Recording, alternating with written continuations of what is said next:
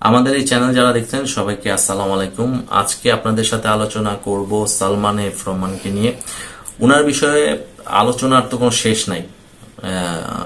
ওনার বিষয়ে ওনার এত কুকীর্তি, মানে এত কেলেঙ্কারি, তো এটা নিয়ে দিনের পর দিন মাসের পর মাস কথা বললেও শেষ হবে না।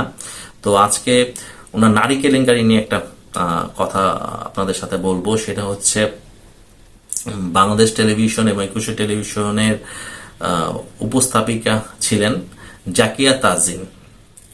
তো উনার সাবেক স্বামী শফিউল্লাহ আল মনির, উনি আজকে গণমাধ্যমে বলেছেন এই সালমান এফ রহমান তাকে 1 মাস গুম করে রেখেছিলেন এবং 48 ঘন্টা সময় দিয়েছিলেন যে শফিউল্লাহ আল মনি উনার সাবেক স্ত্রী জাকিয়া তাজিনকে ডিভোর্স দেওয়ার জন্য, এবং ভয় ভীতি দেখানো সবকিছুই করেছিলেন। তো উনি বাধ্য হয়ে এক পর্যায়ে 2020 সালে জাকিয়া তাজিনকে উনি ডিভোর্স করেন। তো ওনার একটি পুত্র সন্তান আছে। তো সন্তানের কথা চিন্তা করি উনি ডিভোর্স করতে চাননি প্রথম দিকে।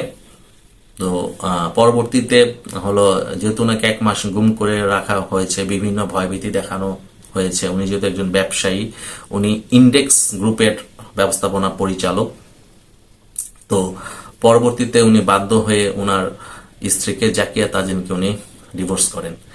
তো এই জাকিয়া তাজিনের সাথে সালমান এফ রহমানের পরিচয় হয় একুশে টেলিভিশন এবং বিটিভিতে হলো যখন উপস্থাপনা করতেন শেয়ার বাজার নিয়ে। এই অনুষ্ঠানটা হতো দুপুর বেলায়, সেখান থেকে সালমান এফ রহমানের সাথে তার পরিচয় হয় এবং সালমান এফ রহমানের কুদৃষ্টি এই জাকিয়া তাজিনের উপরে পড়েন এবং এই জাকিয়া তাজিনকে নিয়ে উনি বিভিন্ন জায়গায় ভ্রমণ করেন। উনি হলো উনার হলো লালসার শিকার হন এই জাকিয়া তাজিন। তো পর মানে জাকিয়া তাজিনকে উনি বিয়ে করেছেন এটা বলেন নাই হলো উনার সাবেক স্বামী শফিউল্লাহ আল মুনির। শফিউল্লাহ মুনি বলেছেন যে অনৈতিক সম্পর্ক এবং আইন বহির্ভূত সম্পর্ক এবং যত ধরনের খারাপ সম্পর্ক আমাদের সমাজে আছে, এটি সালমান এফ রহমানের সাথে ছিল জাকিয়া তাজিনের। তো এটা হলো সালমান রহমানের যারা ঘনিষ্ঠ তারাও প্রকাশ করেছেন এবং জাকিয়া তাজিনের যারা ঘনিষ্ঠ তারাও প্রকাশ করেছেন এই শফিউল্লাহ আল মনির কাছে। তো কত বড় লম্পট, কত বড় খারাপ মানুষ হলে আরেকজনের স্ত্রীকে এইভাবে হলো মানে লুট করতে পারে এই সালমান এফ রহমান। তো আপনারা এটি মানে চিন্তা করুন। এবং ধীরে ধীরে কিন্তু আওয়ামী লীগ এবং আওয়ামী লীগ সরকারের সাবেক সরকারের হলো যত মন্ত্রী এমপি প্রভাবশালী নেতা যারাই ছিলেন তাদের বিভিন্ন বিষয় কিন্তু বের হয়ে আসতেছে। এই 16 বছর যারা ভয়ের কারণে বলতে পারেনি, তারা আজ মুখ খোলা শুরু করেছে। আপনারা আরো অনেক অজানা তথ্য, তাদের নারী কেলেঙ্কারি, তাদের দুর্নীতি, তাদের খুন গুম, এগুলা তারা আপনারা আরো জানবেন।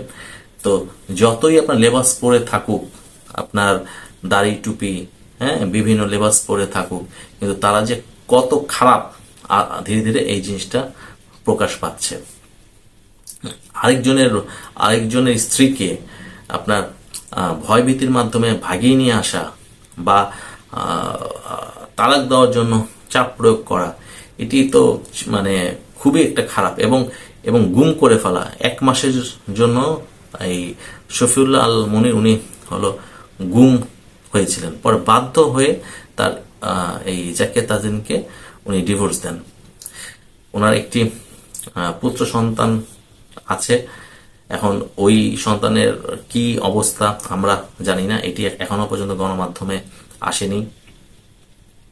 তো এই লম্পট সালমান এফ রহমান, মানে সে তো আপনার টাকা লুণ্ঠনকারী এবং সে অন্যের স্ত্রীও এখন লুণ্ঠনকারী হয়েছে। এবং তাদের হলো কত যে তাদের রক্ষিতা, কত যে তাদের হচ্ছে মানে বিষয় আছে, এটা বলে শেষ করা যাবে না।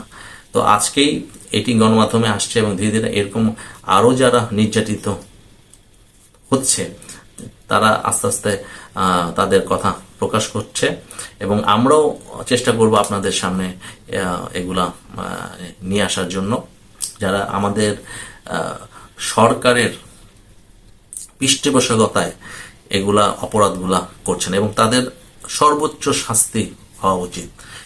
এবং সর্বোচ্চ শাস্তি হওয়া উচিত, না হলে আমাদের এই সমাজে এগুলো চলতেই থাকবে। রাষ্ট্রীয় ক্ষমতাকে কুক্ষিগত করে তারা এসব অরাজকতা, তারা নারী কেলেঙ্কারি, দুর্নীতি, হত্যা, খুন, গুম, রাহাজানি এগুলা তারা করবেই। এটি নিশ্চয়ই হলো স্বৈরাচার শেখ হাসিনা এটা জানতো, যে এটা কিন্তু সে কোনো ব্যবস্থা নেয়নি। কারণ হচ্ছে সালমান এফ রহমান হচ্ছে তার ডান হাত, তার মানে তার অর্থকড়ি, তার হলো সবকিছুই দেখাশোনা করতো সালমান এফ রহমান। হ্যাঁ, তো এই কারণে শেখ হাসিনা এগুলো জানার পরও কোনো ব্যবস্থা নেয়নি। আজকে শফিউল্লাহ আল মনি ওনার সংসার ধ্বংস হয়ে গেল।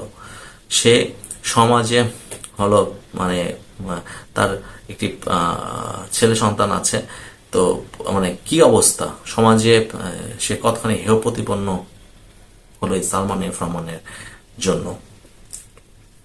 তো যাই হোক, এরকম আরো অনেক বিষয় আপনাদের সামনে আমরা নিয়ে আসব, আপনারা আমাদের সাথে থাকবেন। এবং বিগত 16-17 বছরে যে অপকর্মগুলা আমাদের প্রিয় মাতৃভূমি বাংলাদেশে হয়েছে সেগুলো আমরা তুলে ধরার চেষ্টা করব। তো সবাইকে এই পর্যন্তই, ধন্যবাদ।